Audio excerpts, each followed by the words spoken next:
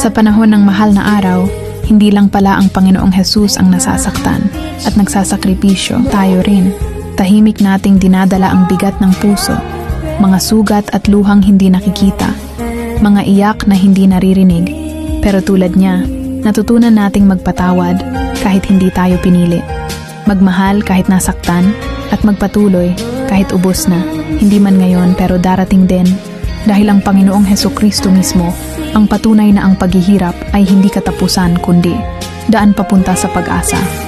Sa kanyang krus ipinakita niya na may saysay ang bawat luha at sa kanyang muling pagkabuhay, pinaalala niya na may bagong simula para sa bawat pusong nasaktan.